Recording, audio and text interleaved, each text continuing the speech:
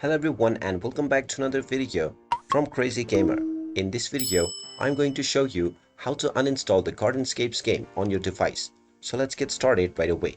Now, if you don't wish to play the Gardenscapes game anymore, then in order to delete this, simply long press on the Gardenscapes game and you will see the uninstall option.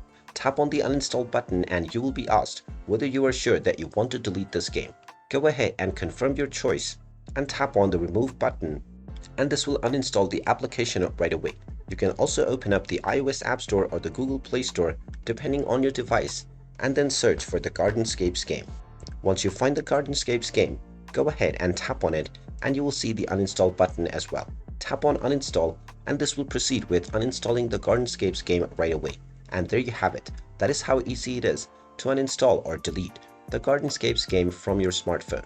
If you find this video helpful, make sure you hit that like button and subscribe to our channel if you haven't done so already.